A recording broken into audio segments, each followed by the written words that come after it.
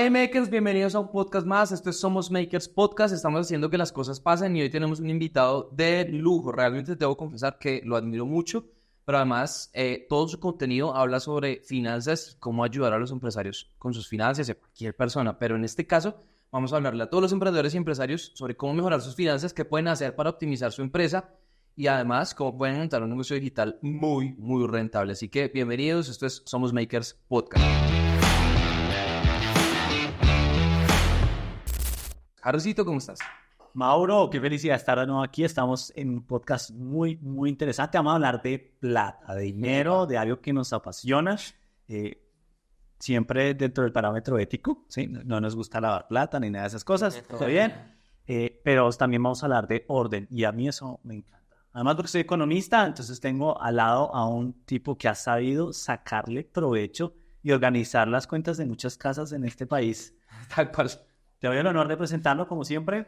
En la mesa está Nicolás Abril, influenciador, infoproductor, nos resuelve la vida en finanzas, nos da tips de negocios, nos da tips de cómo mejorar nuestras finanzas. Por favor, bienvenido a este podcast. Estás haciendo que las cosas pasen. Bueno, muchísimas gracias, Mauro, Harry, gracias por esta invitación a este espacio.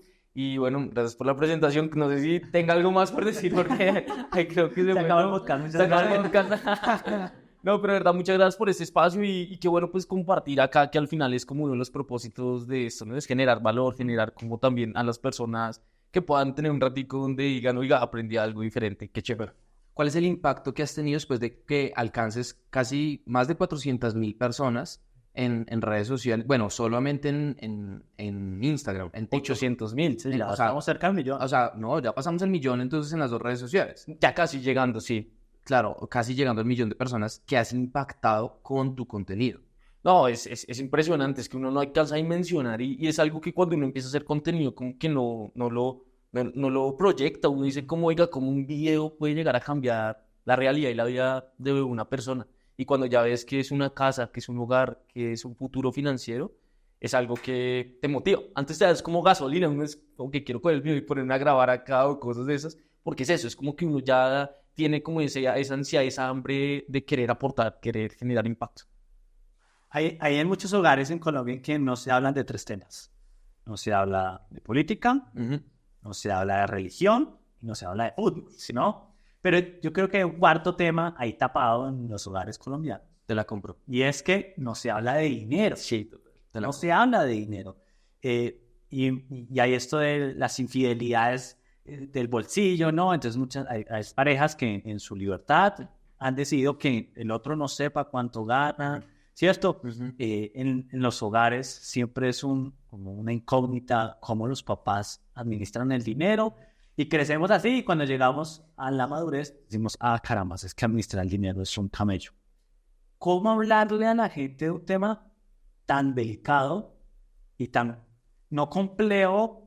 Tienen 1,000 aristas. No, para mí sí es complejo. Yo no soy economista, esa vaina es muy difícil. Sí, pero lo que voy es que es tan personal y tan propio. ¿Cómo hablarle? Porque no le estás hablando al corazón, claro, le estás hablando a los ojos, le estás hablando a la billetera. ¿Cómo hablarle a las personas de un tema tan puntual? Sí, de acuerdo. Estamos, como tú dices, en un país donde hablar de dinero es un tabú, ¿no? O sea, a la gente le da miedo hablar, le da miedo incluso decir cuánto gana, a su pareja le esconde sus gastos, le esconde sus ingresos, nos da miedo decir que nos compramos algo incluso, y nos da miedo hasta con nosotros mismos aceptar la realidad de las cosas y lo que hacemos.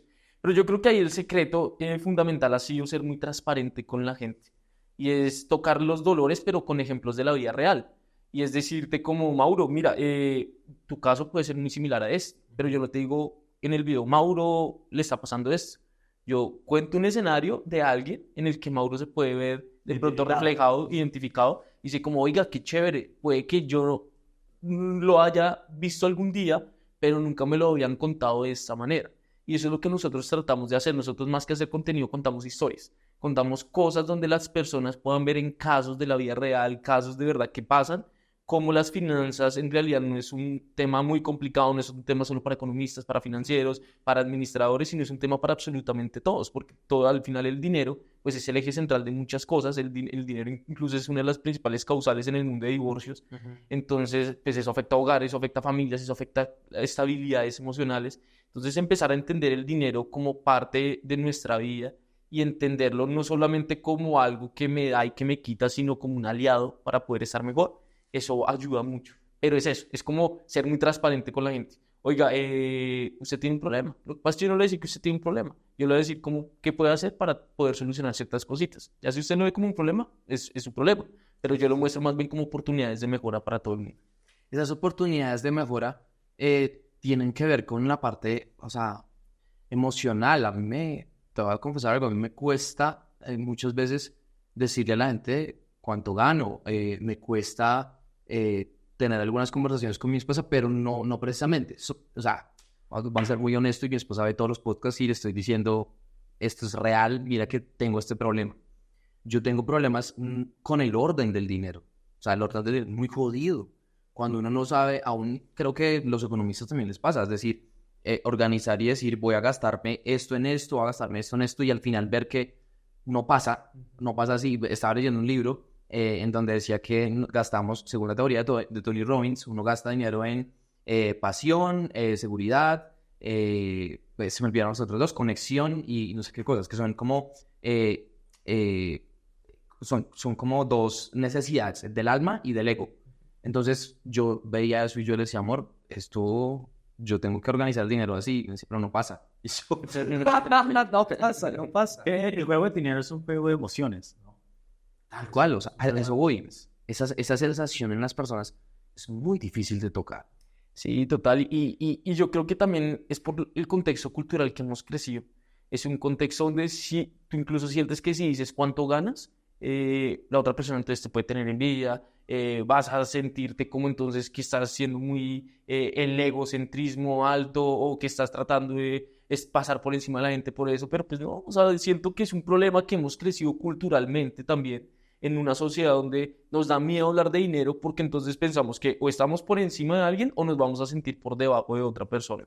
Y eso es falso. O sea, al final, si tú entiendes, si alguien me dice, oiga, estoy ganando esto, y yo le pregunto, oiga, ¿sé qué está haciendo? Y me dice lo que está haciendo, y digo, qué bacano. Debería ser una gasolina, debería ser un motor para uno decir, venga, como yo también puedo lograr eso, como yo también, y que la otra persona diga, oiga, ¿qué está haciendo? No, mire, yo estoy haciendo eso, oiga, ¿cómo yo le puedo ayudar para que usted también logre estos resultados? Pero no, preferimos es esconder eso, preferimos no decirlo, o preferimos mentir para tratar o de no sentirnos culpables, o por el hecho de la otra persona gana menos que yo, o no sentirnos por debajo inferiores, porque entonces la otra persona está ganando más que yo y no quiero que pues, piense otra cosa de mí.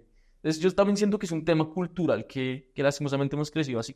Si tenemos una relación tóxica con el dinero. Total. Esa es la Ese es el tema. Tenemos una relación tóxica porque define quiénes somos. Entonces, por eso Nicolás la rompe, porque logra hablarnos de temas que es casi que es un coach, porque te está hablando de un elemento que construye tu propia identidad. Tal cual, muy fuerte.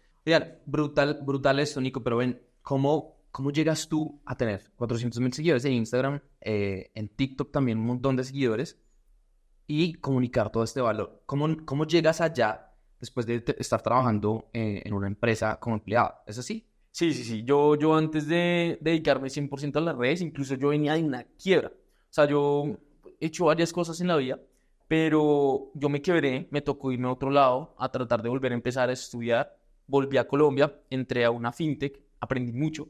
La verdad, las principales razones por las que entré a la fintech fue porque quería aprender un poco más. A veces uno se siente que yo estudié economía y administración y uno siente que a veces como la teoría, lo de la universidad, pues es con lo que uno tiene que guerrearse en la vida, pero pues el mundo real es completamente otro.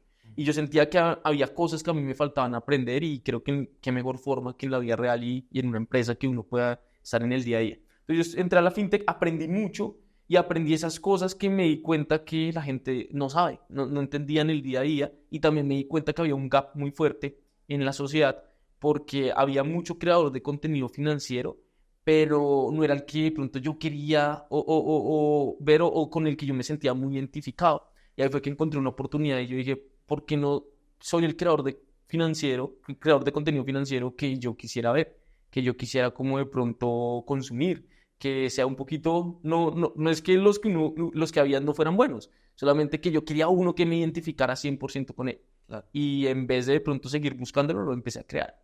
Y ahí fue que empecé a crear contenido, me renuncié, me dediqué 100% a crear contenido, me jugué la liquidación ahí con un amigo y empezamos. Pero nuestra política siempre ha sido, una de nuestras filosofías de la creación de contenido es cero pauta, nunca hemos pautado, sino que jugamos a estrategia 100% real. Y el contenido lo enfocamos en hacer contenido que la gente se siente identificada y al final logre generar como ese famoso voz a voz, que en redes sociales es compartir o llevártelo de forma 100% gratis a otras personas, que es la forma más fácil y pues orgánica de crecer. Y es que la gente le mande tus videos a otros y esos otros le manden tus videos a otros y al final todos terminen consumiendo el contenido que estás haciendo. Wow. No, está súper chévere. Yo tengo insatisfacción con los creadores de contenido Financiero. financieros. Y Nicolás Esto es logra... una pelea. Ojo, esto es una pelea. Vamos a dar... No. Y creo que Nicolás logra reconciliar un poco, porque alguna vez tengo una conversación con Mauro y decía, los creadores de contenido financieros tienen un tufillo de me la sé. ¿Sí? Me la sé. Y no va a nombrar, usted busque el que desee. Y no solamente el de finanzas personales, sino el que te enseña sobre bienes raíces. Y ese es el tufillo de yo la rompí, yo te voy a enseñar. ¿Sí? Que para mí era muy cómodo, porque si yo estoy endeudado, si yo estoy embalado, yo no quiero a alguien que venga con ese tufillo, como el tío rico de la familia, a decirme, bueno, yo te voy a enseñar. Entonces me parece genial ese de encontrar qué era lo que le faltaba a ese segmento de creadores de contenido y que Nicolás haya lanzado al agua, decir, voy a crear el creador de contenido que yo quisiera consumir. Exacto. Súper bacano. ¿Cuántos empresarios hoy crees que estás ayudando con tu contenido? No solamente el pago, que ya vamos a hablar de eso, sino el gratuito en tus redes sociales. Uy, la verdad, pues no tengo como una métrica exacta, pero lo que sí te digo es que más que ayudar, he logrado incentivar a crear muchos empresarios nuevos. Wow. Y es como esas personas que de pronto decían como me da miedo emprender, porque de pronto las finanzas no las entiendo, porque de pronto no sé cómo empezar a emprender. Y sin yo a veces tocar ciertos contenidos de finanzas empresariales, porque sí los hemos hecho, no es nuestro fuerte, pero sí hemos tratado de hacer. El hecho de poder demostrar a las personas que por medio de la organización de las finanzas puedes no solamente organizar tu vida, sino empezar a generar ingresos extra, haciendo negocios, haciendo otras cositas, sí hemos generado ese impacto de que haya gente que nos dice como, mira, por el hecho de querer empezar a invertir, ahorrar o proyectar mi futuro, terminé haciendo una empresa de postres, terminé haciendo, no sé, cuidando perritos, terminé haciendo muchas cosas que empiezan de a poquito, pero que con el paso del tiempo, si de verdad esto le ponen pasión y empeño y sobre todo como pues mucha estrategia empresarial, el crecimiento puede ser muy grande. Entonces eso sí lo hemos visto. Tú hablas del orden y fíjate que yo aquí estoy revelando mis cosas y yo estoy seguro que hay muchos emprendedores que tienen los mismos problemas. Yo tengo 2 tarjetas dos cuentas bancarias, la corporativa y la personal. El jodido problema de uno es que siempre piensa en la empresa y siempre toda la plata es para la empresa. Y la casa, la familia, todos se quedan y eso pasa. O sea, toda la plata que entra en la cuenta personal, independientemente de que si sea el pago de la empresa, esa plata uno la piensa en función de la empresa. Sí. Y tú cargas las 2 tarjetas en la billetera y alguna vez dije voy a dejar la tarjeta en la casa y no me acordaba que la tenía también en el celular. Entonces igual, pagué. ¿Cómo dividir, o sea, en la mente, cómo generar ese orden de, venga, es que el dinero suyo es suyo y el dinero de la empresa es de la empresa? No, eso al comienzo es muy difícil, o sea, decirle a alguien como aprenda a vivir esto va a ser muy complicado, y más cuando es tu empresa, porque entonces hay como un sentimiento cruzado ahí, y uno ves la empresa como ese bebecito chiquito, como no lo puedo dejar solo, prefiero hasta dejar de comprar ciertas cosas yo para que la empresa crezca más. Y yo lo veo de 2 puntos. Lo primero, míralo como una inversión. Y es que las empresas al final es una inversión que tú estás haciendo en algo que en el futuro, si genera valor, pues es como en vez de haber invertido, no sé, en la bolsa de valores, lo invertiste en una empresa que genera un interés compuesto en la misma reinversión y hoy de pronto vale más que de pronto haber invertido en otro lado. Eso es lo primero. Pero lo segundo eres tú como persona. Y es que estás dejando de pagar tú, hacer tú, balancear tu vida por dárselo a esta empresa.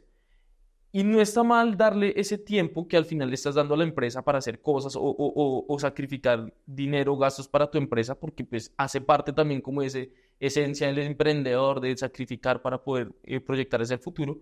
Pero a veces como emprendedores nos descuidamos como personas y descuidamos un poco como nuestro balance de vida. Y es algo que a mí me pasa incluso y uno pues, lo tiene que hablar a voz abierta y Honestamente. sí, claro, ¿no? Yo a veces prefiero decir como no, yo no voy a ir a gastar plata, yo no sé qué, porque entonces o descuadro la empresa y prefiero yo quedarme quieto y que la empresa esté tranquila y proyectar mi futuro, en mi flujo de caja futuro y tener ahí todo en la nómina futura y yo no voy a salir, no voy a hacer nada. Entonces ya ahí cuando uno empieza a tomar esas decisiones que no son malas, porque pues es una decisión un poco racional financiera, pero no es un poco de ti. Hay que saber empezar a poner pros y contras. Y yo creo que el secreto está en el presupuesto. El presupuesto es el que al final te permite decir cuánto la empresa, cuánto tú. Si tú tienes un presupuesto en el que puedes gastar tú como persona 2 millones de pesos al mes y la empresa tiene un presupuesto que puede gastar 5 millones de pesos al mes, pues ¿por qué vas a tener un problema en algún momento de decir por qué no gasto o por qué estoy gastando esto? Porque tú tienes presupuestadas las cosas. Entonces yo creo que ese es el eje central y para llegar al presupuesto obviamente hay que sufrir mucho, porque es decir, como 2 millones para mí, 5 millones para la empresa. Es como, pero ¿por qué más la empresa? Hay gente que es 5 millones para mí, 1 para la empresa. Y es, pero ¿por qué más a usted? Entonces, para llegar a ese presupuesto ideal, yo creo que es pura prueba y error. Como, oiga, no, si no me puedo gastar tanto en mí, voy a mandarle más a la empresa. Oiga, no puedo gastar tanto en la empresa, necesito también algo en mí. Pero el secreto es empezar. O sea, es empezar a tener un presupuesto que cuánto le dedicarías o cuánto le destinas a cada uno y al mismo tiempo te va balanceando lo que es para cada uno de los dos. Pero es eso, es el presupuesto. Los economistas tienen presupuesto, Harry. No, curiosamente, como dice el dicho de casa de herrero, ¿Hasta dónde pasa? y no lo digo solamente en mi historia, sino en buena parte de mis amigos, no sé si a Nico le pasa lo mismo, pero a los economistas nos enseñaron toda la teoría monetaria, ¿no? Entonces al final el billete no tiene tanto valor, porque sabes que es una cosa que viene y va, es un papel, que hay unas implicaciones ahí. Entonces el chiste entre muchos de mis amigos economistas es fresco por el dinero, que igual eso es un papel, ¿sí? Déjelo que eso fluya.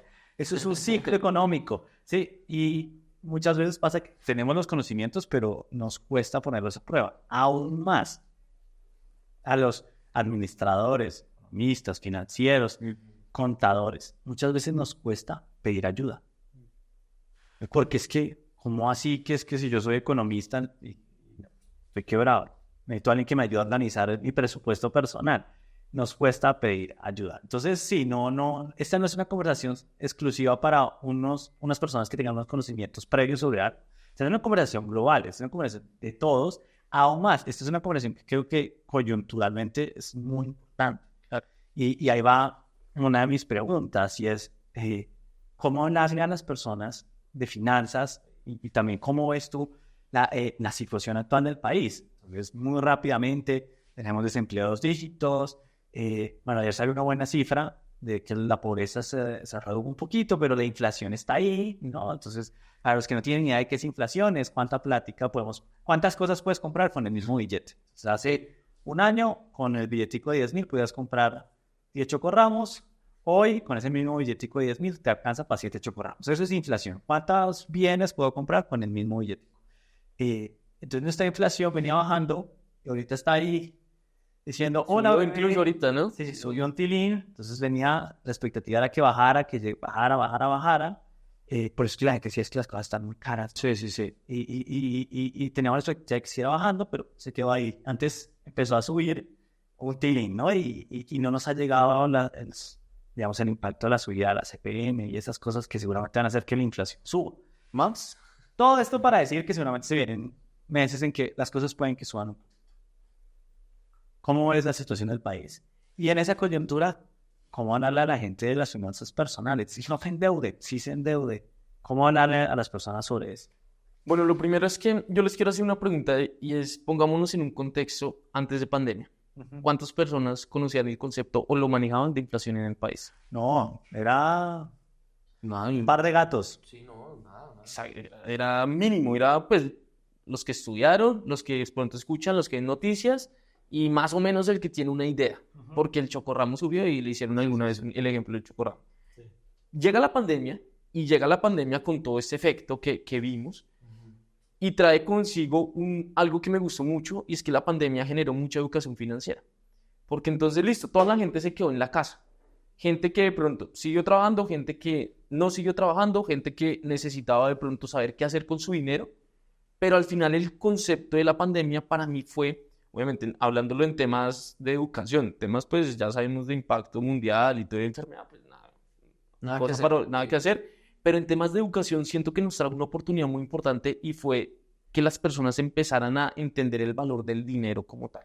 La gente no entendía el valor del dinero, la gente no sabía qué era la inflación, la gente no sabía qué era la inversión, la gente no sabía qué era la pérdida de poder adquisitivo, la gente no entendía estos conceptos antes de la pandemia. Sí. Y cuando llega la pandemia, se bajan tasas porque fue todo ese problema, y después hay un calentamiento de dinero, la oferta monetaria se dispara, no sé qué, y se dispara esa inflación, y la gente, uy, pero subieron los precios, sí, pero ¿qué está pasando? Pero ya entendían un poquito, la gente tratando qué hacer para invertir, entonces empezó a empezar el mercado de valores, gente que empezó a meterse en el mundo cripto. Hay muchas cosas, o sea, de inversiones como tal, pero yo la verdad siento que hoy en día hablarle a una persona de finanzas, a hablarle a una persona de finanzas antes de la pandemia, es completamente diferente. Al menos hoy hay interés por aprender o saber qué puedo hacer con mi dinero. Antes la gente no le veía interés a eso. La gente pensaba que simplemente la inflación era un valor que iba todos los años en 3, 4, que tenía una expectativa, pero le daba igual. La gente tenía sus cuentas en las mismas cuentas de ahorro de toda la vida de bancos tradicionales. Había lo mismo de todos los años, pero la gente no se había interesado en verdad por proyectar su futuro financiero. Hoy sí. Y siento que parte de eso que también la pandemia trajo fue que hubo mucho ingreso de personas al mundo digital. Venga, ¿qué más podemos hacer? Y con el ingreso también de esto y la gran, pues al final, oferta que se empezó a generar de contenido digital, la gente empezó a entender cosas que antes no entendía. La gente que consumía YouTube Finanzas antes de pandemia, ¿cuánto era? Hoy en día, ¿cuánto es? Entonces, son cosas que hoy hablarlo, y ahí respondo a tu pregunta, hoy hablarlo es más sencillo. Okay. Entonces, para mí hoy hablar de finanzas es más fácil, es más sencillo, porque hay conceptos que la gente ya comprende. Si yo hoy digo que una inversión hoy en día está pagando el 5%, va a haber gente que me va a responder, eso no sirve de nada, porque la inflación está en 7%. Y eso es chévere verlo, porque uno dice como, oiga, qué bacano. Y no es economista, no es financiero, no es contador, no es un médico. No sé, son personas que no estudiaron nada de esto, pero ya tienen conceptos básicos. Entonces, eso es chévere, pero es retante, porque entonces yo ya no puedo hablar de lo básico. Claro. Yo tengo que meterle un poquito más de sabor y de sazón a este tema. Claro. Y ahí es donde tengo que sentarme a decirle por qué de pronto una renta fija es más viable ahorita que una renta variable, o porque la renta variable, o porque entramos de pronto en este mundo y esta opción puede ser más útil que esta otra opción. Entonces ya es un tema de empezar a mirar cómo de pronto la gente ha adaptado a su vida temas básicos de finanzas, pero cómo le podemos empezar a dar más contenido para que empiece a organizar, para que empiece a entender cómo ponerlo en práctica. Porque una cosa es entenderlo, otra cosa es ponerlo en práctica. Claro. Entonces siento que ya de pronto la época de entender y de los conceptos prácticos ya se ha ido como llenando.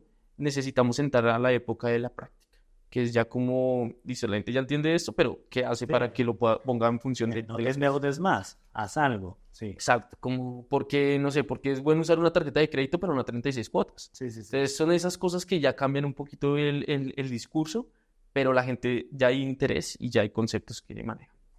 A mí me gusta que tú tienes, o sea, el mundo financiero tiene mucho tema, ¿no? Además, o sea, es muchísimo. Pero, ¿cómo haces para entender qué tienes que hablar en qué momento? Y entiendo que es porque la gente comenta y escribe cosas, pero ¿cómo decirle a los creadores que hoy están aquí, a los emprendedores, venga, creen videos de esta manera, hablen de estos temas? ¿Cómo lo organizas tú? Mucho por tendencias. Entonces, yo reviso mucho de qué se está hablando, qué se está buscando mucho. En Google hay una opción que se llama Trends Google, y tú puedes ver lo más buscado en el día, lo más buscado en la semana, en el mes. Entonces, es algo que yo me pego mucho y lo trato como de hacer match con las finanzas. Entonces, si mucha gente está buscando, voy a poner un mundial de fútbol. Entonces, Mundial 2026, ¿cómo yo lo puedo enlazar con las finanzas? Oiga, entonces, ¿cómo puedes hacer un ahorro para irte al Mundial 2026 sin tener que usar tu tarjeta de crédito 36 cuotas? Entonces, son cosas que uno puede empezar como a alinear. Y eso es muy importante que los creadores, los negocios, toda la gente entienda cuando hace contenido, y es que el hecho de que un tema sea tendencia no quiere decir que yo no lo pueda usar para mi contenido. mi trabajo, mi reto es hacerle un match para poder encontrar un cruce y un puente que los una. O sea, todo aplica. Todo aplica. Al final yo siento que todo aplica, obviamente. Cosas que de pronto pues uno no puede hacerle match o de pronto que uno no maneje por temas ya el tipo de comunicación que uno hace. Pero para mí, si tú logras, y ese es el reto del creador, al final ese es el reto del que hace videos, cómo logras empatar y crear puentes entre dos temas que de pronto no tienen que ver, pero tú sí le puedes hacer un puente creando contenido. Ese es tu reto, ese es crear. Por eso nos llamamos creadores de contenido, porque necesitamos crear esos puentes que unan dos cosas. Si yo todo el tiempo te hablara de tarjetas de crédito y todos los días un contenido de tarjetas de crédito, ya sé qué hablar este man. Pero el reto está en, oiga, ¿qué va a subir este man hoy? ¿Qué contenido va a subir? ¿Qué se le ocurrió a este man? Entonces ahí está nuestro reto y por eso es que tratamos como de ser muy a la tendencia en lo que está pasando en los mercados. ¿Tú crees que cualquier persona puede hacer un contenido tendencia, pero además que ese contenido tendencia le traiga gente que no va a ser fan de su producto, de su servicio, de lo que hace, y después cuando intenta venderle, pierden el camino? ¿Cómo ha sido esa experiencia tuya? O sea, es decir, puede que llegue gente porque tú le dijiste cuánto puede gastar en el mundial, pero finalmente no va a ser tu cliente de lo que tú vendes. Claro. Yo creo que ahí lo importante es entender, uno, tú qué vendes, cuál es tu producto, cuál es tu servicio y para qué quieres las redes. Si quieres las redes solo para vender, la vas a embarrar. Vas a cagar porque las redes no están hechas para vender. Las redes, por lo menos las redes sociales, están hechas para crear comunidad. Eso es lo importante. Y la gente piensa que crear comunidad es subir todos los días una promoción. La gente no te sigue para subir todos los días, para eso busco en Google. O sea, en Google doy un 2 pasos y no te tengo que seguir y no me vas a salir en mi perfil, pues en mi red social, mostrándome todos los días 30% de descuento o la misma promoción de hace un mes diciendo que hoy es la super promoción, pero yo ya la había visto. Entonces, las redes sociales no están hechas para vender. Vender es ese valor agregado, ese plus que tú tienes que crear para ver cómo le metes esa venta al usuario. Las redes sociales están hechas para crear comunidad, para que la gente diga, qué bacano ese contenido que están subiendo, me interesa, quiero ver más, quiero estar enterado de lo que están haciendo, pero no quiero ver ventas, porque la gente no entra en redes sociales para comprar. La gente entra en redes sociales o para entretenerse, o para informarse, o para saber qué está pasando, o para entender otros puntos de vista de personas que hablan de ciertos temas, pero para eso están las redes sociales. Hay otros canales de venta y demás. Entonces, nunca vayan a hacer un contenido para vender o enfocarse en contenidos de venta. La venta es algo que se genera, o hay estrategias incluso de contenidos de venta, pero dependiendo de lo que tú estés haciendo. Pero el secreto de la red social es generar comunidad, valor. ¿Cómo logro que esa persona que hoy me vio tenga la expectativa de que mañana quiera ver el video? Y no que diga como, oiga, ya sé que va a subir. Entonces no tiene sentido. Vuelve mi satisfacción con los influencers. A mí me indignaba que en pleno boom de la tasa de interés, crédito hipotecario al 25%, 22%, que eso es muy caro. Estamos hablando que un apartamento de 200 millones de pesos, tu cuota podía ser de 3.500.000, 4 millones de pesos. Era loco. Tú escuchabas un montón de influencers diciendo, compra vivienda, compra vivienda, compra vivienda, compra vivienda. Y las mismas comunidades le decían, ya, pero es que la tasa de interés está altísima. Sí. Entonces la respuesta sacada era fresco. Luego te voy a enseñar a comprar cartera, ¿sí? Para que luego busques una tasa de interés más baja.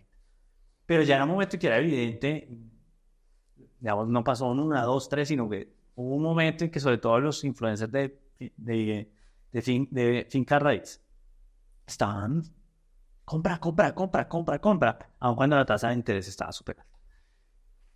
Va mi pregunta, ¿cuál es la línea ética?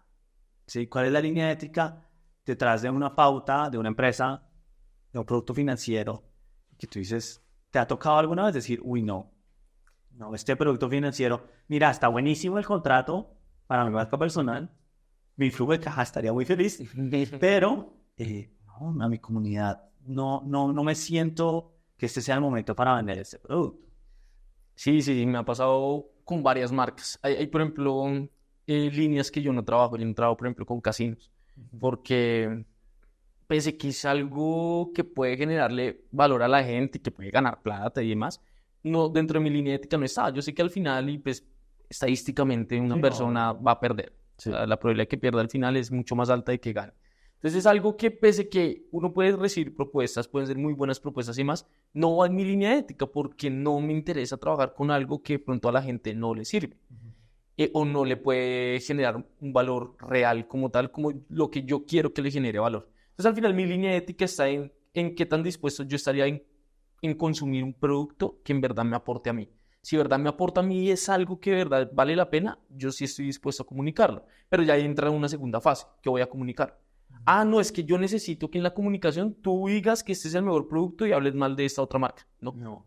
Es algo que nunca he hecho y no voy a hacer. Y siempre se lo he dicho a las marcas. Si yo voy a trabajar con ustedes, lo primero, no trabajo con exclusividad con ninguna marca. No tengo exclusividad con ninguna, porque mi perfil debe ser dinámico. Si yo solamente te hablo de una marca porque me están pagando y no hablo de más, pues me tiro a la comunidad, que es lo más importante. Entonces, 1, cero exclusividad.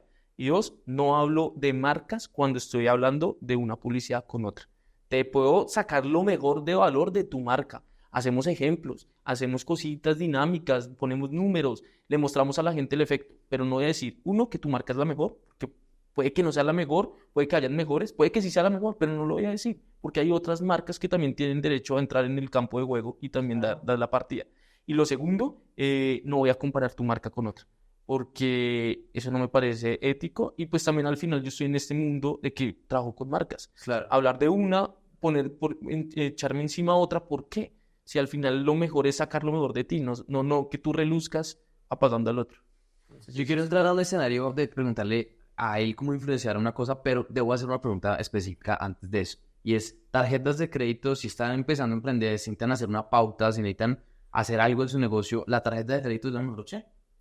¿Cómo sacarla como empresa o Como sea, o sea, necesito plata mañana para pagar X cosa, nuevos, no sé, me dicen una factura, me compraron X cantidad de servicios, tengo que hacer tal cosa y no tengo flujo de caja en la tarjeta de crédito?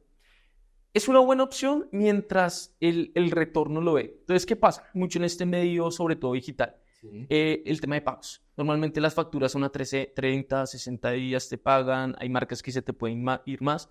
Entonces, tú puedes usar la tarjeta de crédito como ese apalancamiento. Espérate, esas marcas, no, lo siento, pero no, nadie debe pagar a más de 30 días. Sí, hay unos casitos que uno tiene ahí.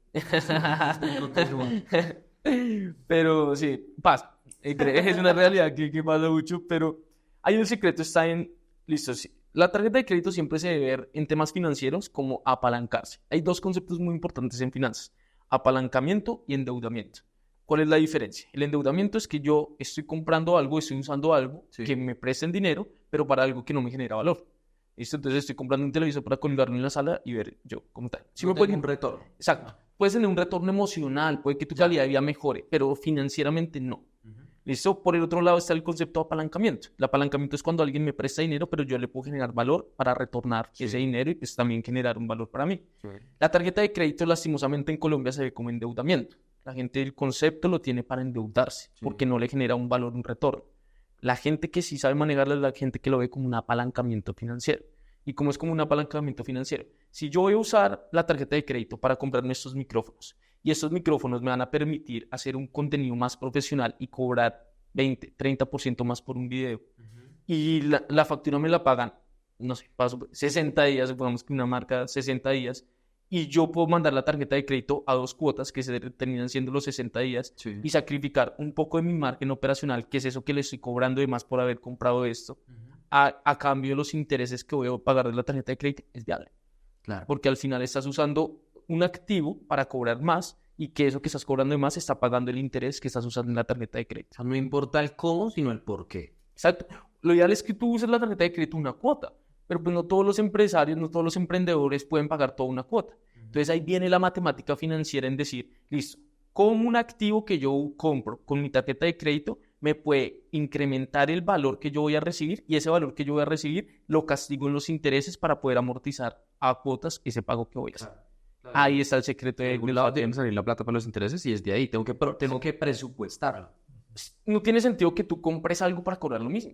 Sí. Tú estás comprando algo para mejorar tu calidad, tu servicio. Cobra más, pero ese más castígalo en el tiempo que de pronto no tienes el flujo. Claro. Entonces es jugar como con ese tema de los flujos. Claro. Ahora sí, ya respuesta a mi pregunta, quiero preguntar, ¿de qué vive hoy un influenciador como Nicolás Abril, creador de contenido? Que yo lo conocí como el chico de Walt, ¿no? Sí, las marcas, pero era el chico de Walt en su momento. ¿De qué vive hoy Nicolás Abril? No, yo vivo 100% de la creación de contenido. O sea, si yo renuncié para dedicarme a esto es porque como achicábamos de cabeza y yo vivo de creación de contenido. También tenemos otra línea que son infoproductos, tenemos otra línea que son charlas y conferencias, tenemos otra línea de servicios empresariales para capacitaciones. Son como líneas que hemos ido diversificando. Eso es muy importante, sobre todo para los empresarios, emprendedores que nos ven, y es diversifiquen sus productos. O sea, si yo solamente viviera de creación de contenido y por X o Y razón me cierran las cuentas de redes sociales, me quedé sin trabajo. Claro. ¿Sí entiendes? Entonces hay que empezar a diversificar y, claro, tú tienes un valor agregado como una habilidad. ¿Cuál? No sé, voy a suponer yo. Sé de finanzas. ¿Qué puedo hacer? Empecé con creación de contenido. Empecé a fortalecerme, a crear comunidad y demás. ¿Qué voy a sacar después? Creé mi infoproducto, que ya son los productos digitales. Ya ahí tengo otra línea. ¿Qué creé después? Porque me empezaron a pedir capacitaciones y charlas. ¿Qué creé después? Entonces tú vas creando otros productos, pero tienes que saber cómo también distribuir tu tiempo y a qué le dedicas cada cosa. Haz de cuenta que eso es como un presupuesto de tiempo. Sí. Entonces, ¿cuál es el que más ingresos me da? El que más ingresos me da, toca revisar cuánto tiempo me dé. Pero lo que pasa, no sé, el infoproducto tiene algo y es que se graba una vez y se puede reproducir 1000 veces. Entonces, de pronto ese no necesita tanto tiempo y tiene buen ingreso. El que de pronto me quita más tiempo es la creación de contenido. Entonces, ahí ya es empezar a jugar cuánto tiempo le dedicas a cada uno. Pero siento que lo más importante acá, y consejo para todos los empresarios y emprendedores, si están creando una empresa, chévere que la creen, pero también empiecen a diversificar un poquito las líneas de negocio que tienen. No es crear 1000 empresas, es crear de pronto líneas en las que puedas no depender solamente de un producto o un servicio. ¿Cuánto factura hoy Nicolás Abril? Como tal, ¿en toda la empresa? Sí, sí. Ahora nos puede dar un aproximado, nos puede dar un número de productos para no embalarse con Mr. Taxes. Bueno, que Mr. Taxes. No, incluso, o sea, yo soy muy juicioso con eso. Incluso íbamos a pagar IVA. Mi novia trabaja en la empresa, ella maneja la parte financiera. Y me decía que hoy en IVA, solamente en IVA, que creo que es mensual o trimestral, no, íbamos a pagar 30 millones de IVA. Ajá. Solamente en IVA. Entonces yo decía como, machicas, como... Y hay un tema acá y es que tú pagas por el IVA que se facturó, pero a ti no te han pagado eso. No te han pagado. Entonces eso es un dolor de cabeza, es como de madre, pero bueno, son cosas, son la ley y pues hay que cumplirla. Pero yo creo que mensualmente nosotros podemos estar facturando aproximadamente unos 25, 30 mil dólares. Más o menos. 20 a 30 mil, dependiendo del mes también. Eso con infoproductos, solamente infoproductos, ¿cuánto? Lo que pasa es que nosotros no tenemos como un infoproducto que nos dé todo el tiempo, sino manejamos lanzamientos que son muy puntuales. Sí. Yo creo que el infoproducto mensual puede estar alrededor de unos de 10 a 15, Pero el último lanzamiento, ¿cuánto fue? casi 40. Casi 40. $40,000, ¿no? No, $40. $40,000. Buenísimo. O sea, la diversificación, hay mucho dinero en la diversificación, Jaime. Muchísimo. Y esa es la clave. Y esa es la clave. Yo quiero ahorita hacer la pregunta tuya porque él, como muchos de los empresarios aquí, pasaron de ser empleado a ser emprendedor. Sí, entonces mi pregunta estrella es, ¿cómo vencer el miedo? ¿Cómo Nicolás renuncia, con la liquidación, se echa la bendición? No sé si eres creyente, pero te tiras al agua. ¿Cómo perderle el miedo al fracaso? ¿Cómo perderle el miedo a que falle? ¿O nunca se va ese miedo? No, nunca se va. Eso sí, eso es el que diga que no tiene miedo a emprender, nada, está mintiendo, porque siempre va a haber miedo a emprender, es mucho en riesgo. Pero yo creo que es por la cantidad de heridas que yo ya tengo de las cosas que viví. O sea, no es la primera vez que yo hacía esto. Yo vengo emprendiendo desde la universidad y yo sé que es no tener plata. Yo sé que es tener que trabajar, porque si no trabajas, esta vaina no crece. Entonces yo ya venía como con unas ideas de qué es eso, yo ya sé que es quebrar. Entonces no me da miedo quebrar. Si a mí me llega a pasar algo, yo tengo una frase, es un mantra mío que dice: lo peor que puede pasar es volver a empezar. Es como alguna ideología que tengo y es, la gente le da miedo emprender porque tiene en riesgo a veces muchas cosas que le ha costado conseguir. Tú tienes tus ahorros de tantos años, tú tienes de pronto una deuda que te puedes llevar por años, porque le da miedo lo que pueda pasar. Pero el que ya emprendió, el que ya ha jugado esto, el que ya ha estado en la cancha, entiende que eso es un tema de apuesta. El que no quiere apostar, el que no quiere arriesgarse a lo que pueda pasar, pues simplemente sigue jugando su juego. Eso es como invertir. La renta fija, vas a lo fijo, a lo tranquilo, hágale fresco que todo está bien y aquí está su tasa fija, que es lo que le vamos a pagar. Pero hay gente que quiere un poco más, gente que no le da miedo de pronto arriesgarse a lo que pueda pasar y también pone de su parte para esto. porque es diferente emprender y dejar como, no sé, voy a emprender, pero voy a montar un negocio y pongo una persona y yo sigo trabajando y voy a ver, mirando qué pasa. Oiga, voy a renunciar para que esta vaina funcione. Cuando tú ya pones todo tu juego o tu tiempo en esto, tú tienes que hacer que pase. Y para que pase una vaina, hay que irse hasta el 2000, al 3000, al 4000% hasta que pase. Entonces, para mí siempre va a existir el miedo, pero lo importante es qué tan dispuesto tú estás a ir a ese 100% más para que eso pase. Hay gente que le da miedo o se siente frustrado porque no pasa en el primero, segundo, tercer mes. Y de pronto no estaba preparado para emprender. Sí. O de pronto no tenía el flujo para emprender. Que es otro mensaje, ¿no? Sí, y aquí es como, oye, hay gente que está trabajando y quiere emprender. ¿Usted tiene sus finanzas listas para emprender? Yo por lo menos supe que cuando yo renuncié, yo tenía un capital de 6 meses para emprender y para vivir, que si me salía todo mal, volvía a buscar trabajo. Pero tenía 6 meses de vida. Me tocó reventarme para lograr el punto de equilibrio antes de esos 6 meses y decir, listo, ya puedo sostener, ya arranco solo. Pero hay gente que renuncia y no tiene nada. Entonces, ¿con qué emprende? ¿Con qué vive? Y ese es el famoso, hay un fondo de emergencia que uno llama para la parte personal, pero también hay un fondo de emprendimiento. Y ese no lo conocía, ¿no? O sea, yo soy de los que se me tiré sin tener nada. No tenía ni No, y la probabilidad de deuda es altísima. Claro. Porque no hay respaldo. No me preguntes por eso.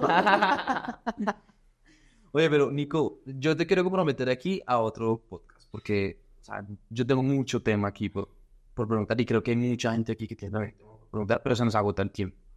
Pero quiero comprometerte a otro podcast y dime que sí, por favor, no me mires. Porque de verdad queremos conversar mucho más de esto. Sé que la gente necesita hablar de finanzas personales, sé que los emprendedores necesitan hablar de finanzas personales y me encantaría tenerte en otro podcast. ¿Quieres cerrar con algún otro comentario? No, la estás rompiendo. Estoy seguro que te lo han dicho 800,000 veces, pero más allá de que sea sostenible y de la pregunta de Mauro de cuánto facturas, yo sí creo que vale la pena hablar de finanzas. Yo sí creo que vale la pena hablar de finanzas y para los que nos están viendo, atrévanse a hablarse a sí mismos de finanzas, porque creo que la primera conversación es la propia. Entonces, si usted mete la tarjeta de débito, saca el dinero y no mira el saldo que le queda en el cajero, tiene una conversación pendiente consigo mismo sobre sus finanzas personales. De acuerdo. Sí, soy. Sí, de verdad, muchísimas gracias. Salimos con un montón de preguntas. Necesitamos capítulo 2, capítulo 3, capítulo 4. Como 5 capítulos. Es más, somos Makers Podcast. Finanzas. Las finanzas. No, Nico, de verdad, muchas gracias por venir. Esta es tu casa. La estás rompiendo nuevamente y estás haciendo que las cosas pasen. Ser un maker es hacer que las cosas pasen y tú estás haciendo que las cosas pasen y además estás haciendo que muchas personas hagan que las cosas pasen. Y eso es brutal. ¿Algo que le quieras decir a los emprendedores ya para irnos? Sí, yo creo que algo muy, muy chévere para ya despedirnos es para todos los emprendedores y es no piensen que por dar contenido que cobrarían y sobre todo en redes no van a tener clientes en el futuro. Y eso es algo que siempre le he dicho a todo el mundo. Antes de pronto yo de crear contenido, yo veía que la gente que daba contenido daba un pedacito y lo otro lo cobraba. O tenías que pagar para poder acceder a cierto contenido. Sí. Y yo decía, ¿pero por qué? O sea, sí, y no está mal, es parte del trabajo y yo también lo hago. Pero mucho del contenido por el que cobro, está en mis redes gratis. Sí. Lo que pasa es que la gente a veces te paga es por la profundización, por la organización, porque de pronto tú les pones un plan un poco más completo, pero no por eso yo me tengo que ir con mi conocimiento y las cosas a la tumba, y solamente el que me pudo pagar pudo tener acceso a las cosas que yo sabía. Entonces yo siento que un mensaje muy bacano para todos es no sean celosos y no sean envidiosos con el conocimiento, porque el conocimiento es lo más bonito que podemos darle a la gente para que los demás crezcan. Más bien creemos estrategias y creemos productos y servicios que tengan una escalera de valor, en donde yo te diga hoy, Mauro, Harry, mira este conocimiento tan bacano que te estoy dando y te voy a seguir dando conocimiento. En algún momento puede entrar mi producto o servicio, pero que tú siempre me veas como que soy la persona que te está aportando valor a tu vida. Si las marcas pensaran así, que están aportando a las personas todo el tiempo, créanme que vender va a ser mucho más fácil en cualquier momento, porque ya confían en ustedes. Claro. Y al final eso es recíproco. Tú me das todo el tiempo porque no te voy a dar cuando tú en verdad no ofreces algo. Si la gente te compra es porque está endeudada contigo. Exacto. Y no es tanto como, oiga, usted me tiene que comprar porque yo le he estado dando mucho contenido gratis. Nunca lo he dicho en las redes, como, oiga, compre mi servicio, aquí hay más de 500 videos. Incluso yo le digo a la gente, oiga, si usted no tiene para pagar un producto, un servicio mío, yo tengo todo el tiempo contenido gratis y lo voy a seguir haciendo, porque ese es mi propósito de vida, aportar. Solamente que hay gente que al final, en un avión, hay gente que va en sus puestos, pero hay gente que quiere ir de pronto adelante porque se quiere sentir un proceso más rápido, o quiere aprender más rápido, o quiere tener otro tipo de aprendizaje. Ahí es donde entras con tu producto o servicio. Pero eso no quiere decir que tengas que cerrar el álbum solamente para unos, sino está abierto para todos. Brutal, brutal. Muchos temas por conversar. Bueno, muchas gracias, Nico, de verdad. Este fue un capítulo más de Somos Makers Podcast. Estamos haciendo que las cosas pasen y sobre todo estas herramientas que estamos dejando sobre la mesa es para que ustedes hagan que las cosas pasen.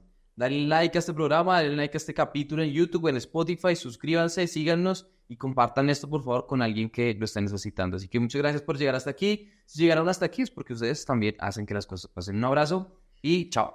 Chao, chao. Insano.